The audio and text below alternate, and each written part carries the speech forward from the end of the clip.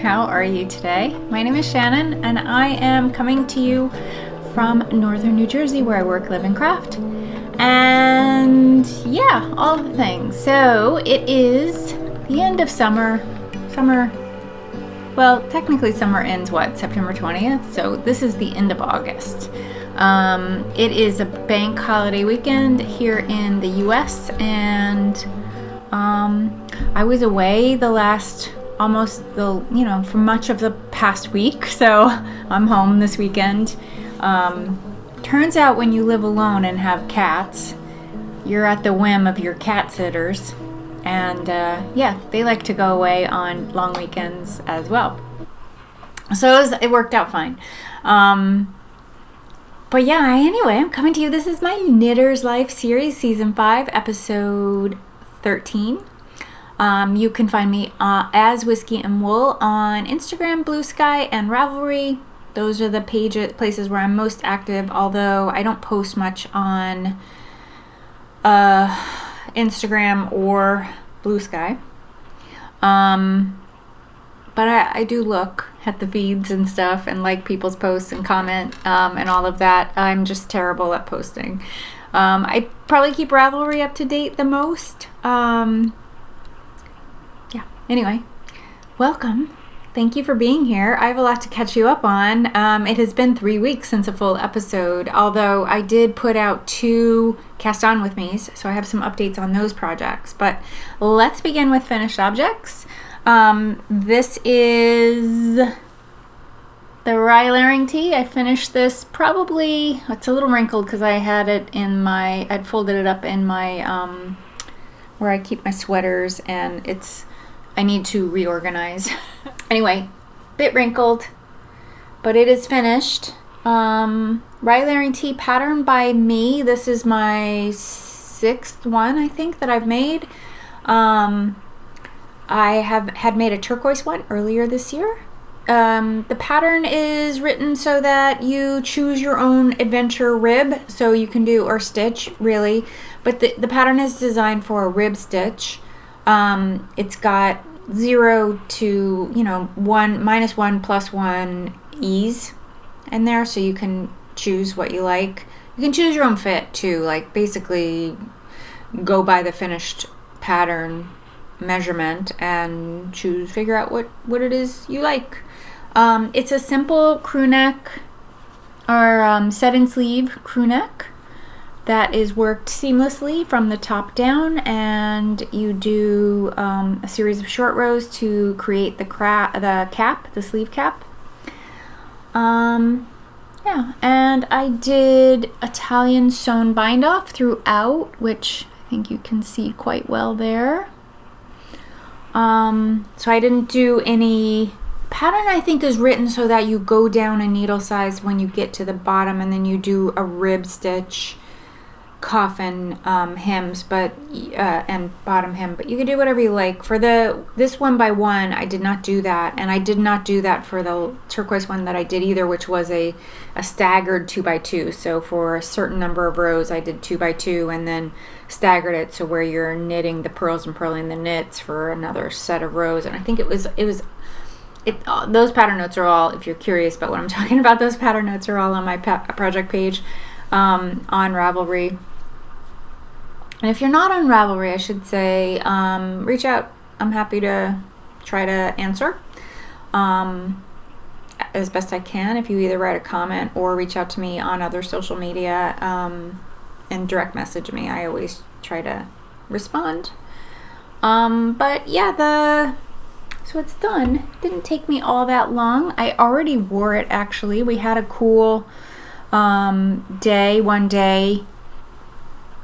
Must have been the week before last, where it was really chilly and rainy, and yeah, I wore this with nothing underneath, just small clothes. not layering it up at all, but just wearing it as a base layer, and it was really great. Worked beautifully.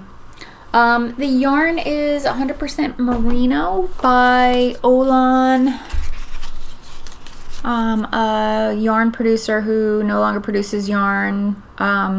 It's her mill base. She's was an Irish indie dyer and indie mill owner, so 100% fine merino in the colorway Afterworld. And I had purchased the yarn with this sweater in mind, so that so rarely happens after such a long lapse. I probably purchased this in 2022, I want to say, so it just took a real long time. I thought while I had you here I would show you the details of the sleeve and how those short rows and the sleeve seam end up looking. I think it's quite nice.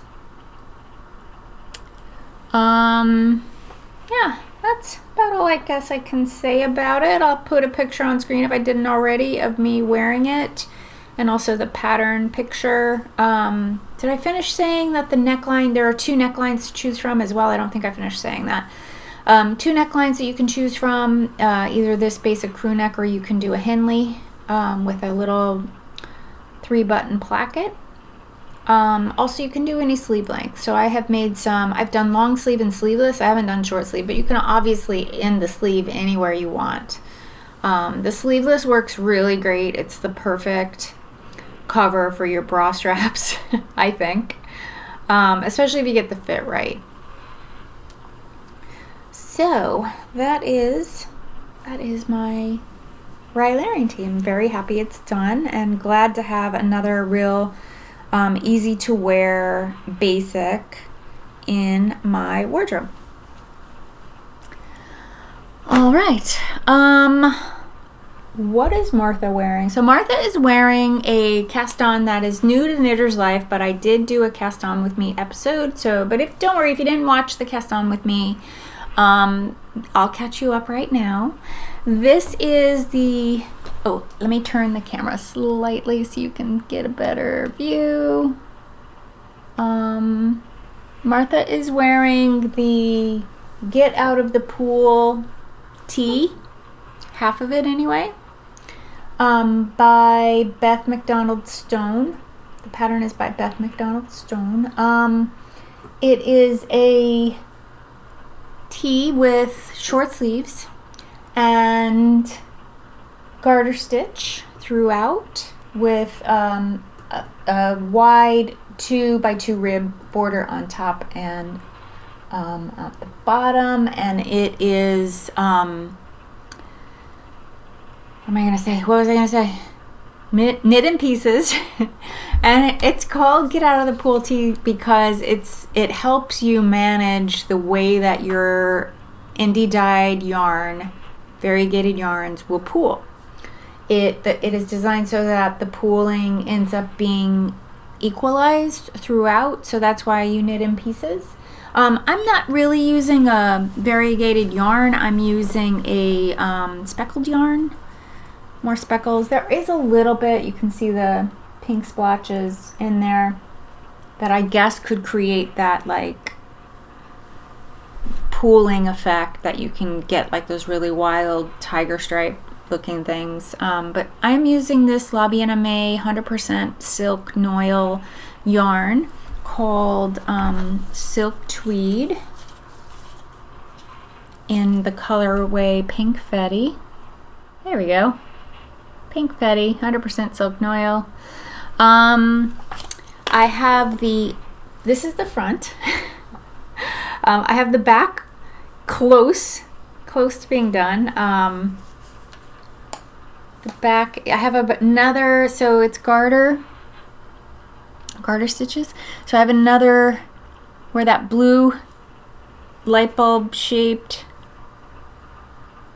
my stitch marker is. I have 10 more ridges or 20 rows of knit to do, and then I do the bottom border. The back piece is a few stitches smaller so that you get this nice neck drop here in the front. And I haven't done the sleeves yet, so I can't tell you about them. But I think I will have this done by my next episode. It's just been flying off the needles, just really, it's so quick. I don't have to pay any attention. It's been the perfect project to knit while I'm in meetings or while I'm, wanting to occupy my mind with other things, like if I'm watching something with subtitles, it's no problem. So I can just knit away and not think about it. So it's been really, really awesome. And this fabric is so delightful. I just think this is going to be such a nice, it's got a really nice drape, which I think you can see here as well. I just think this is going to be such a cute top, and I'm excited that I will have it done in time to at least wear it once or twice before it gets too cold. But of course I could also layer it over like a white shirt or something, and it would be really cute. I'm really, really loving it.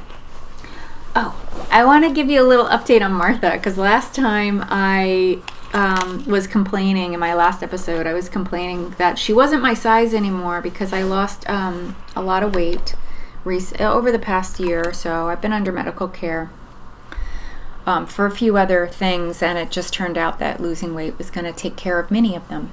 So that was what I did.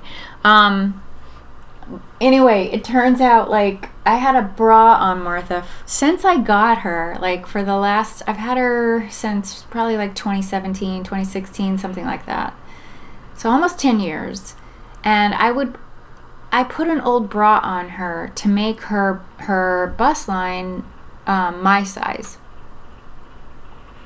I don't need a bra on her anymore for her to be my size. She's actually a little bigger than me now. Her bust line is the right measurement, but her rib cage is much bigger than mine.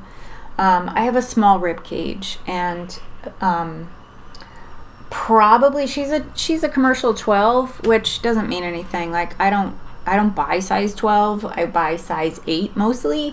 But that commercial size is the old school commercial size. And we know sizing is weird anyway, so what difference does it make? But anyway, her hips are bang on my hip measurement. Her waist is a little bigger, and her rib cage is bigger. Her crossback is now slightly bigger, like by a ½ inch or so. I probably really should go down to like a size 10 mannequin or even size 8 mannequin to get my measurements, and then put a bra on her to get my bust measurement back up. But I think for now, I'm not going to rush to replace her because I love her. She's just been great all these years, and I'm not going to rush to replace her. I'm going to just deal with it. If I reach a point where I'm making more tailored clothes in the future, I may switch her out for a smaller one and then pad that one up. That's the way to get your size, by the way. Like, if you aren't a commercial size, you get so that all of the horizontal measurements are correct, and then pad out like the hard measurements. You go by your smallest measurement and match that to the mannequin, and then pad out the mannequin to get her to match the rest of your horizontal measurements. So yeah, she fit me 10 years ago, but now not anymore. She's a little big, but it's okay. It still gives me a good idea.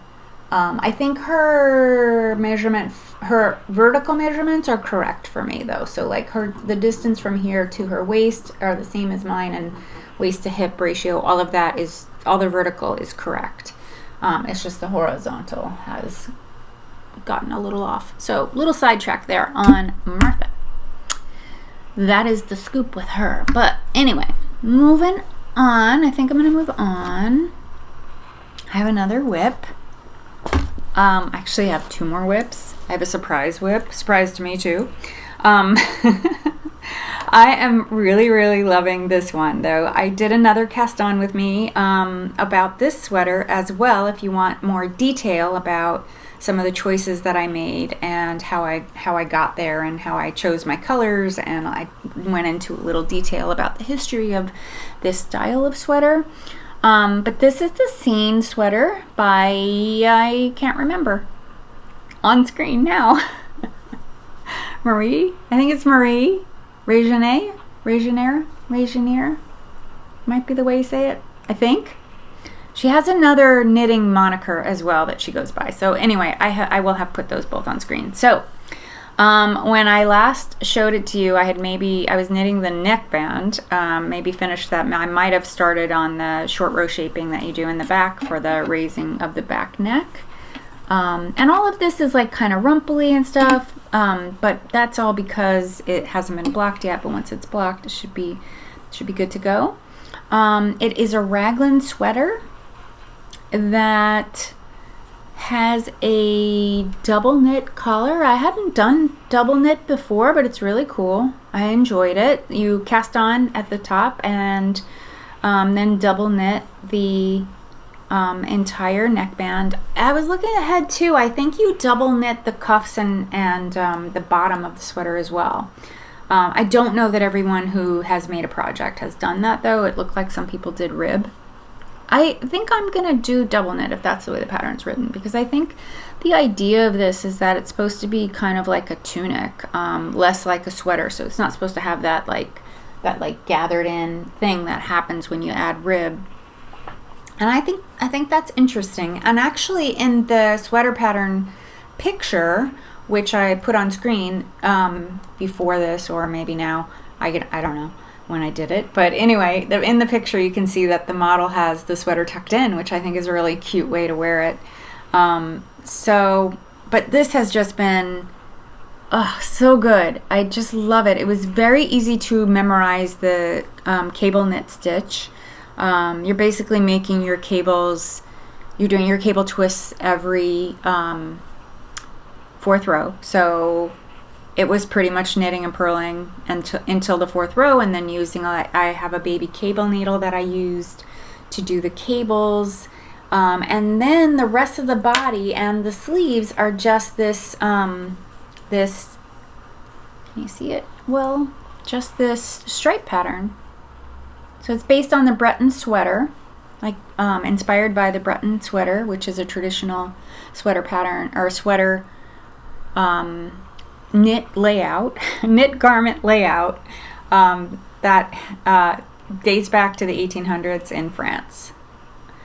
But this is just so good, so good. Maybe you're tired of looking at it. I don't know. Oh, I did do some mods, which I have not yet detailed in my Ravelry. I need to write those up.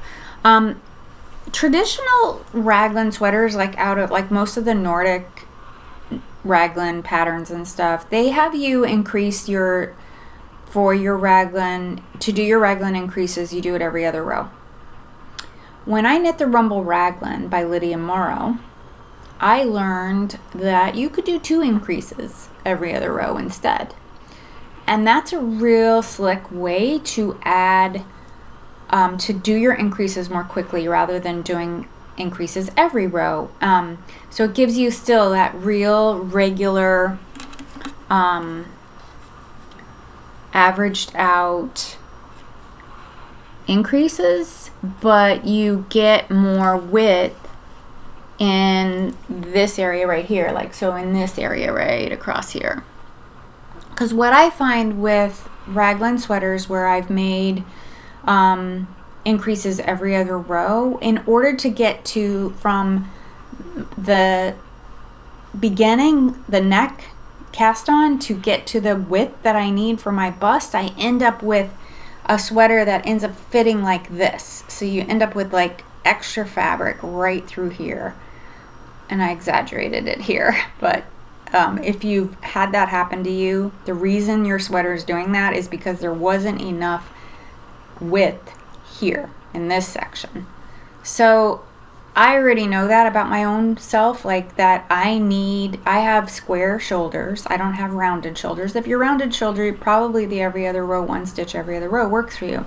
But I have square shoulders. I'm fairly broad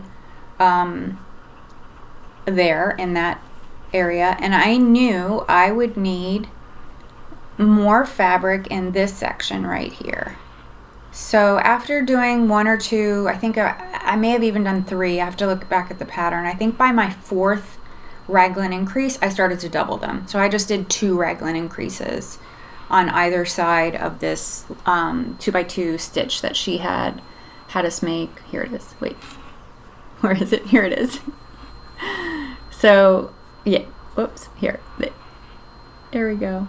It's the opposite of the way you think you should move your hands when you're looking at the screen. So anyway, this little 2 stitch wide raglan delineator that's in 4 places around to separate the sleeve from the front and back.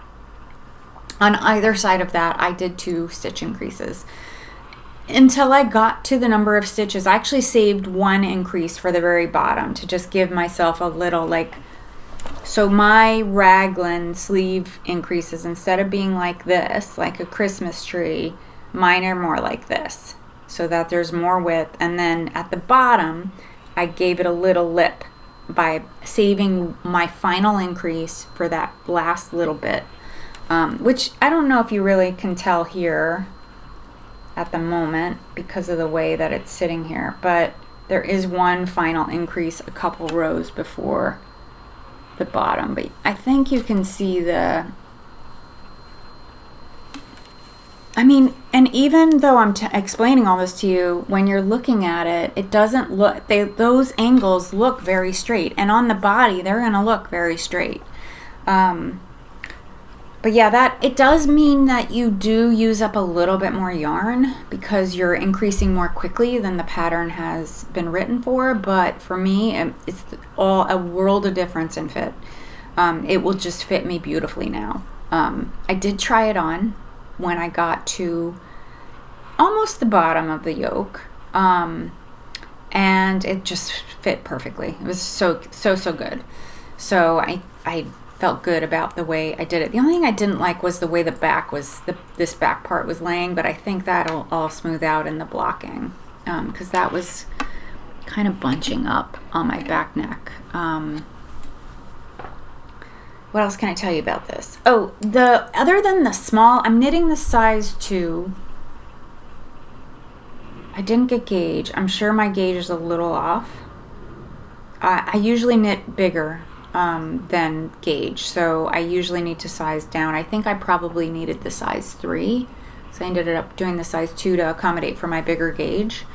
All but the first pattern have you do 1 stripe before you, at least 1 stripe or more. You start striping before you split for the sleeves. So I think the first size has you do the sleeve split right at the end of the cable. But yeah, it honestly, as enjoyable as those cables were and as pretty intuitive as they were, I was really happy to get to the stockinette part because I was just like, now I can fly. So yeah, it's pretty good, pretty seamless, and the stripings are uneven. They're different by 2 rows. So the main color stripe is 2 rows wider than the contrast color, according to the way the pattern is written. And the yarn, I love this yarn. I'm so glad I bought some. So I ended up buying not this color, but this yarn, a different color. So I have another sweater's quantity in stash of Fleece and Flax by Sonder Yarns. I have not knit with Sonder Yarns at all. I just never had reason to, there wasn't any yarn that they were making that I was like, oh, I have to try that. I just, I had other things to knit. I had other yarn in my stash. I still have a big stash, so that it's getting manageable. But I was at Maryland Yarn Centric of Maryland Sheep and Wool, and my friends were buying Fleece and Flax, and I decided to try it. And the salesperson from Forever Yarn from Doylestown, she had this yarn in her booth. She was saying to us, the tariffs are coming, and you probably should get it now before prices go up on this yarn due to the tariffs. And she was I'm so glad, because yesterday, the 29th of August, was when all the de minimis goes away and prices will go up and everybody stops shipping. So it's impossible for those of us in the US to get, from most vendors, to get anything if they're not also in the US. So it's, yeah, I'm really glad I got it. I'm really glad I have a sweater's quantity and I can continue to play with this yarn. It's just been, I love it. I just love the fabric that it has made. So yes, flax and fleece and flax, 75% BFL, 25% linen. just has such a beautiful hand. I'm really looking forward to soaking it so I can see how it'll look in the block after blocking. This light color is called Clean Slate, which I think implies that there's no dye on it. This is the natural color. My gold is called Wake Up. I have the tag, it's just stuck in there. I don't think I'm going to use the whole skein. Yeah, so just loving it. Loving it. The other sweater quantity that I have of this yarn that I bought at Yarn Centric is a yellowy green, like a lichen color. It's really pretty. I don't know what I'm going to make out of that yet. I'm going to let it simmer in my stash. But yeah, this has just been such a delight. I really am looking forward to having this done, and I think it's going to make a really awesome transition knit sweater. So that is that. I'm having my favorite summer drink. It's a vodka lemonade because it's evening here. Just sipping on that. It's just so refreshing. Okay. My cheeky surprise cast on. I have no business making this because I actually have my granddaughter's birthday's coming up in October, and I decided I was going to make her a sweater. So it's 6 weeks away. I should be fine. It's a DK weight sweater. It's knit on US size 7. I'll show you that next time. I should have it well in hand by the time I see you next. I didn't even cast it on yet. I should have cast it on yesterday, but instead I cast on this. So I am making a Scrappy blanket. I am doing a 1x1. This is actually what you saw on the cover picture for this video. You saw some of the yarn. But anyway, it's my usual 1x1 knit on big fat needles, on US size 17 needles, which I think are 12 millimeter. I think they're 12 millimeter. Cast on 60-ish stitches. I think this one I did 67. I've cast on 60 before. I've cast on 65. I like to do an odd number because I like to have the border be the same. So on one side it's a knit stitch and on the other side it's a purl. So that's why I did 67. Scrappy, and it eats up yarn like crazy. I'm holding the equivalent of 10 or so, 10 to 12 fingering weight strands. So I do have some DK weight in here, and I have a worsted weight in here. And I have some lace in here. But I was cleaning out. I'm actually reorganizing my yarn stash, and I took everything out earlier this week. I was home from work. I had some vacation days that I was using up, and I took my entire stash out. And I had this idea of like, I really wanted a light colored, like white, maybe throw in some blush pink color and some neutral beigey colors, just put it all together, like throw in some single skeins that I had laying around that I haven't used for anything, and then all the partial skeins that I have left over from projects that I've knit already. So as I was cleaning out, I started to just put together a basket of those, and this is now a very full basket of those scraps. And what you're seeing on top are mostly all the ones that I'm holding at the moment. And yeah, it's full of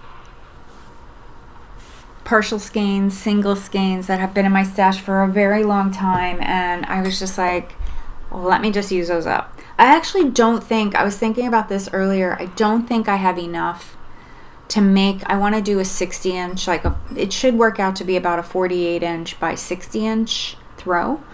And I don't think I have enough to get to 60 inches, but you know what? I'm always knitting with white. I was counting it out. I have the next 3 sweaters that I'm going to be knitting including the one for my granddaughter, have white in them. So I should have more. I'm going to try to go slow, even though I've already knit a substantial amount. But I think what I'll do, wherever I end up, like as I see that my yarn is winding down, if I'm not close to having the size that I want, I'm going to just put it away until I get more partial skeins that are in those color families, and yeah, go from there and just keep working on it until it's done. Anyway, it's fun project. If you've been here a while, I made a bunch of these 1x1 chunky 1x1 knit throws in 2023. In the beginning of 2023, I just blew through a bunch of scraps, and I did it by color. So I did like a black one, black and gray. I did a blue one, and I did a yellow one. Did I do any others? I don't think I did any others. I had scraps that were in like dark red and orange and gold family, but I ended up, the gold I used in the yellow one, but it wasn't ever enough to make a full blanket. And I don't know what made me think of this. I really love, like, in my home decor, everything is primarily white. There are accent colors. I have like a lot of natural wood and a lot of white around, which you can kind of see, like the walls are white, and I also have metal accents. So like my chandelier in this room is made out of steel and brass. So I really like white texture textiles. And I have a little bit of pink and a little bit of yellow in the, and green in the apartment as well, like accent, like a green accent chair, yellow accent pillows, pink, a little bit of pink here and there. So I was thinking to myself, like, I would really like a nice big throw, because I don't really have one that's in the white family. I have a small throw that has become claimed by my cat. It's been claimed by my cat. And because the cat loves it so much and sleeps on it so much, I have washed it frequently, and it has felted quite a bit and shrunk quite a bit. So it's pretty small now. Perfect cat size, actually. Actually, the two of them could lay on it if I laid it out, but I have it folded in half. So it's a good little cat bed. But I don't really have one for me that I could leave in the living room, like draped on a chair or something, or put on my bed, drape it on my bed. I actually have a second one that's mostly white with pink and gold accents in it, and it started out real small. But again, my other cat really loves that one. So I wash it frequently, and it has shrunk a little bit, not a lot, but a little bit. Perfect cat size again. So anyway, hopefully this will be for me. I'm sure it won't be for me for very long, but if I can refrain from just throwing it in the washing machine, it should be pretty good. It'll stay nice for a while, assuming that I can get to the size that I need. So that is my last project. Last whip that I have currently. I hope to have one of these done, probably this. Actually, I was thinking, like, this pink yarn, it could go right into this blanket, whatever I have left over, because I think I will have a little bit left over. But, like, it's so satisfying to use up all those partial skeins, right? Like, it's this gorgeous yarn that you loved knitting with. And I could also use what I have left of this, I think, because I do have some beige in there. But it's like so satisfying to just use up those skeins that are like half a skein or a third of a skein, and you're just like, you don't want to throw them out, but they just hang around, and they're here, they could hang out in your stash for years, and you think you're going to use them, and they just never come up with a thing to use them in. So something like this is perfect when, especially if you knit a lot of the same colors, or color family, you can like group them all together and have a really beautiful throw. I will say though, like the fingering weight where you use 10 strands of fingering weight, 10 or 12 strands of fingering weight, those tend to get pretty dense doing this sort of technique. And I'm really loving, like I have a lot of decay of white, and I'm really loving how lofty this is. So I hope it won't get too heavy. It's my yellow blanket that I kept the yellow one. The other ones I gave to my sons. The yellow one is real heavy. I did take it out earlier this summer because we had those chilly nights, and it's really like it's hefty. I think I used almost 7,000 yards knitting that.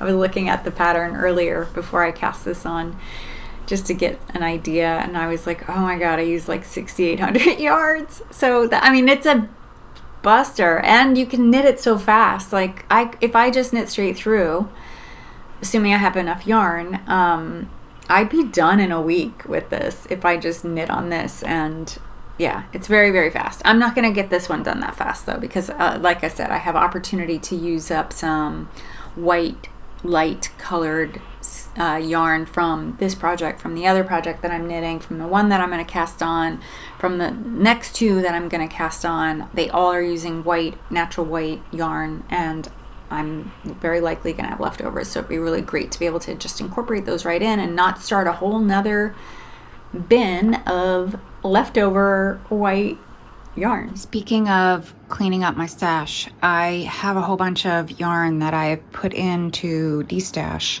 over on Ravelry. It's a mixture of some hand spun here and indie dyed these. These are Dream State spin cycle.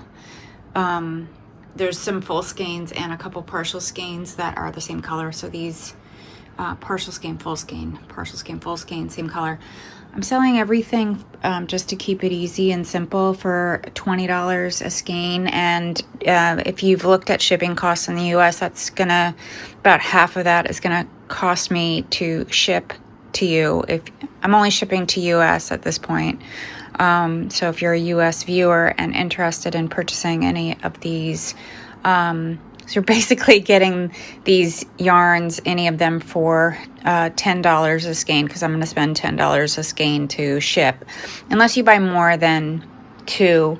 So if you buy 3, I'm going to sell them for $50 for 3. So if you wanted this set of 3, for example, that would be $50, but individual skeins will be $20.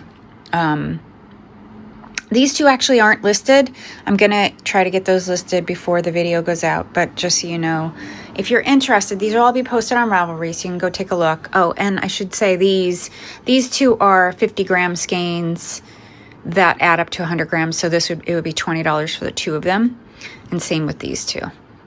But you can find all the info, yarn specifications, and all of that on Ravelry, and just DM me there if you're interested in purchasing. I'm gonna leave this posting up for about a week, and then I'm gonna be posting them on another sell site to just move the skeins out of my stash.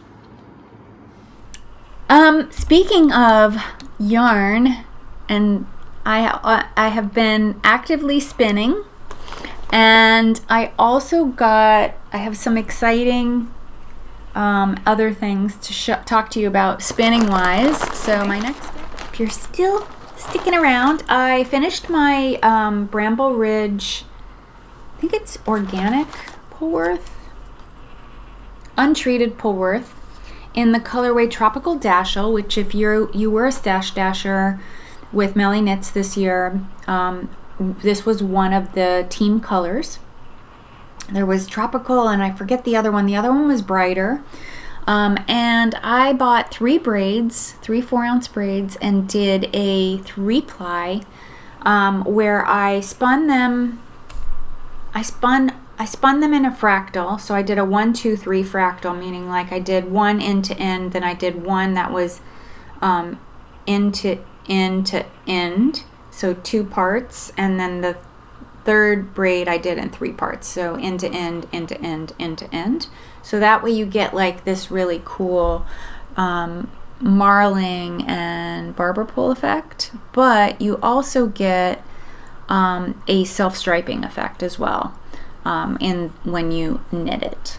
So this was a really pretty blue-green, yellowy green, and this red-violet fiber, and it had some gray in it too. I know I said last time I really didn't want it to be too purple dominant, and I don't think it is. I really feel like the purple and the green are pretty balanced in the skein. But it remains to be seen. Like, it's always a surprise, usually in a nice way, when I knit my hand spun, that I have spun in this like fractal manner. I think I have about 700 yards, maybe 800 yards here of DK weight.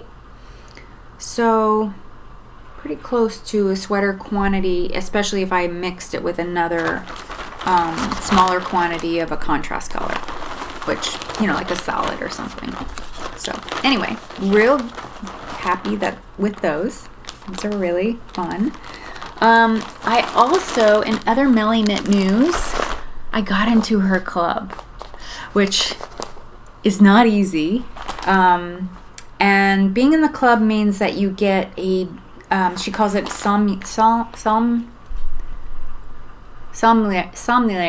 Why can't I say this? Sommelier. That's what it is. Sommelier. And I'm in the Jiggly Butt club, which she has all these quirky names. I shouldn't say quirky, just fun, like kind of fun, just like her, like her personality, very fun names for her clubs, and they make sense. Like, there's Chaos Club, and I forget how many clubs she has, but anyway, this was the first of the Jiggly Butt club for August, and what I ended up with is a Merino-yak blend, so it's 85% merino and 15% yak, and it is so gorgeous. So gorgeous. And this was a nice surprise. We all got a little stitch marker. So pretty.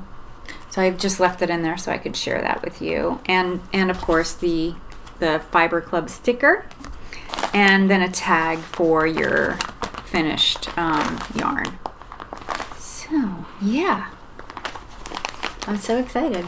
So now I'll be getting a batt every other month. So I got August, my next month will be October, and that's just perfect. Like an every other month club versus an every month club, like I think I would feel quickly overwhelmed with fiber, but at the rate that I spend, because as I've probably mentioned before, I spin every day. I try to sit at my spinning wheel every day, even if it's just 5 minutes.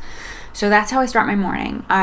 When I get up, I feed the cats, make coffee, take my cup of coffee, go into my bedroom, which has a beautiful sunny window, and sit and spin every morning to just allow myself some sort of this quiet, peaceful wake up time. And spinning is something that it's repetitive. You're doing repetitive motions. So when you're doing repetitive motions, as you know, with knitting, your brain relaxes, and it sort of helps. It can help you think. It can help with your thinking processes and stuff. So because I pretty much know how quickly, it took me 3 braids, 12 ounces. It took me about 2 weeks to spin this, and I'm getting these 100-gram batts now from Melly. That'll be no problem. I'll be able to keep up with that. Although I do have some, I purchased some Destash fiber, which I'll show you next time. I didn't gather it over here, but I purchased 3 batts of a Destash, which is always welcome. Because, if you don't spin, you may not realize, buying fiber is as expensive. Maybe you save a few bucks. It's comparable to when you buy from an indie person, an indie maker. The batt is comparable to an indie skein. So if you're spending $30 on an indie skein, I'm spending $30 on a batt, on an indie indie made or indie dyed batt. So like these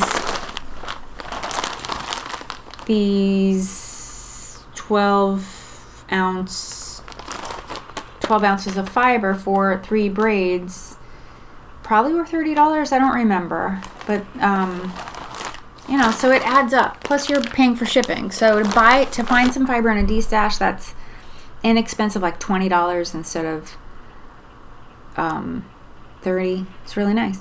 So I got some pretty good stuff. I'll show you as I go, because I'm on my spinning wheel, very close to being done, is a self-striping yarn that I'm making from some of the fiber that I picked up in the Destash. So I have that to do and to finish up, and then I'm gonna go into the other Tour de Fleece colorway that I got from Inglenook and get that spun. So I may hold off on that, on the Sommelier. Can't believe I couldn't say that earlier, Sommelier. Anyway, on the Sommelier, I'll hold off on that probably until, maybe even until I get my second one from her. Also, I won a prize during Tour de Fleece, which I think I mentioned before, from Lily Dog Fibers, and I have some clips of that fleece. I bought fleece to try scouring. She sent me this really cute card. Happy scouring, Jacqueline. Lily Dog Yarns, Canadian maker. Melly Knits is Canadian maker. Melly's fleece is not impacted by the tariffs. It's good, tariff-free, until 2027, I think is what she said. 2026 or 2027. So we have a while to see what happens. I fully expect there'll be some tweaks and changes to all of this tariff crap that we're enduring. But I will say I bought Santa's garn for my granddaughter's sweater from a store, a local to me store. And I snapped it up. I was like, this is exactly what I'm going to use. Knowing that it was probably the last time it was going to be that price. It's probably going to be much higher next time. I also purchased some white mohair made by the company Ito. Purchased that from a local to me yarn shop for a future project, a project that I have planned that I probably won't cast on until next year. But in my head, I was like, I love Ito mohair. I love their white. It's really a white. So I was like, I'm going to just get it now because it's going to be more expensive later and I'm going to be sad about it. Because mohair, there are some mohair goat farms here. I mean, Green Goat Ranch is one that comes to mind. But they don't make big, I don't know of a big production mohair goat farm that does a lot. And I like Ito's high silk content. So they do a 60-40 instead of a 70-30. So it makes it softer. I like that. Yeah, so those were my emergency purchases. Anyway, I have a couple clips of the scouring process, a little bit of the scouring process. And when you come back, I'll show you the fleece. I have it all picked by now too. So go watch the clips. They're maybe a couple minutes. Instagram post. I got a prize in Stash Dashers from Lily Dog Yarns. Focus. And it was raw fleece. So I am scouring for the very first time in my life. Yeah, so this is a sheep named Rupert.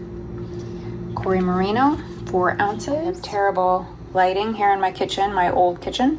I put it in a laundry bag. It is soaking for 20 minutes. The locks.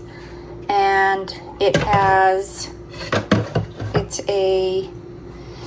just hot water, about 150 degrees, and some power scour by Unicorn Fiber.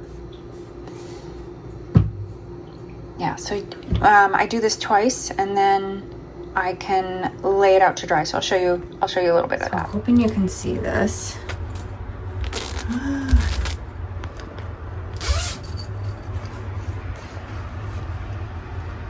There it is drying. That's the white fleece. Whew. hoping I didn't felt anything. So, my favorite is that white. Oh my God. Look at this delicious fluff. So I have now, so you saw it up to when it was dried. Then I had to pick it, which means you're pulling apart the locks and making like, it's now ready for me to card it into batts and stuff. So you're picking through the locks, picking out any veg matter and second cuts. I'm not sure I got all the second cuts out. I was over exuberant with the agitation when I was scouring. So I ended up doing a little bit of I realized that I can turn you back to me more. I ended up agitating the fleece a little bit more than I should have. So I ended up with some felty bits that I had to pull out, but it wasn't too bad with this. This one is a Corriedale Merino cross from Rupert's Corriedales, but it is so squishy soft. I cannot wait to comb that or card that. I'm probably gonna mix it with, I have some, speaking of mohair, I have some mohair fiber that is ready to be spun in my stash that's been indie dyed, like some in the pink family. So I think I'm gonna mix some of that in with this and just see what I get. I ended up with about 85 grams of finished fiber with that. She also gave me, I don't know how much she gave me of raw fiber. She gave me some, so I asked for, she was going to give me, I think I was getting 200 grams total. So she was supposed to give me half white, half of this black Shetland, which it's not real black. It's like a dark gray. So this is Shetland fleece. And she called it a stinky Shetland. And she was like, it's from a ram. Rams are really smelly. It's going to be real smelly, but it really washes up nice. It cleans. It's beautiful. So I was like, oh, I want that. That sounds great. It's not stinky anymore. It has a very, very faint wool smell. But I really was a little aggressive with the rinsing and the rinsing cycle. I did fine in the soak, but you could see in one of the clips, it was really, really dirty. The Shetland, and I felted it badly. So I ended up with 35 grams, I think. Yeah, 35 grams finished. I don't know how much she gave me. I might have lost. It was less than what the white was. So, I mean, I don't know how much you lose when you wash normally, what the percentage is. I feel like the white, I didn't have that much that was felted. I probably had 10 grams or so that were felted. This I had it pretty significant. Like, I think I ended up with half of what I would have had. I probably would have had 70 grams had I not felted. I didn't weigh what I had. I actually did all the picking out in out at the beach. Not on the shore, but at my friend's house, because he has a huge yard, and I knew that if it was it was going to be messy, especially the Shetland, because it had a lot of veg matter in it. I just was like, this is gonna be perfect. So I spent a lot of time while he and his friend were gardening. I hung out and picked fleece. She also included some real beautiful alpaca, which I have never spun alpaca. So this was some white that she gave me. She just gave me a small amount, and I didn't felt any of it. So I scoured this after I had done the Shetland, and I realized how badly, and I was like, I really can't agitate the rinse. I got this white, and then I also got this really beautiful, like reddish brown. I mean, is that not like such a gorgeous color? It's so beautiful. So these are real small amounts. I didn't weigh them, but I figured what I'm going to do with these is mix them in with other fleece that I have. So I don't know how much experimenting I'm going to do with the Corriedale that I have. I do want to spin some of that as it is, and then maybe mix some in with the pink mohair that I have. But yeah, I figured I'll keep these since they're small amounts. They're probably like 20 grams or so. I'll use these for mixing in. With the Shetland, this is part of the Destash that I bought. I bought a 6-ounce pack, part of what I'm spinning right currently. I forget what it is. Merino. It's from Hello Yarn. It's one of those coordinated, if you've bought from Hello Yarn, the fiber packs, it's like a coordinated fiber pack that has 6 colors. And there were 2 shades of blue that were real close together. And since I was doing a self-striping, I was like, you know what?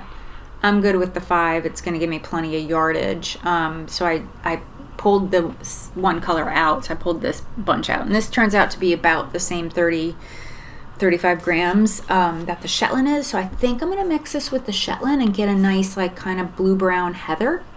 Maybe I'll throw some alpaca in, some of that white alpaca to give some dimension to it. I don't know. We'll see. I have a blending board, so I'll make some bats. I'll make some mini bats. My blending board can only handle going up to like a 25 gram bat. So if I do 4 of those, I end up with 100 grams of fiber for a skein, to make a 100 gram skein. So since those are 60, I mean, maybe I'll find some other 40 grams of something to mix in and make a nice blend for, for spinning. So that is me. I hope you enjoyed my catch up with you, and I will be back in another couple weeks with another episode and some updates. And if I finish a couple of these whips, I will be doing another cast on. So I'm hoping to finish what I have on the needles, other than the blanket. I'm not worried about that. And maybe get 2 more sweaters done, not counting the little girl sweater that I'm making, but 2 more sweaters, adult size, for me this year. I'm not sure I'm going to make it, but I'll try. I've got several projects planned that I'll show you when I get there. And yeah, anyway, I hope your crafting is exciting you and interesting, and maybe I inspired you a little bit to do, I don't know, something, spin or knit one of these beautiful patterns that I have. But anyway, take care, and I will see you again soon. Bye.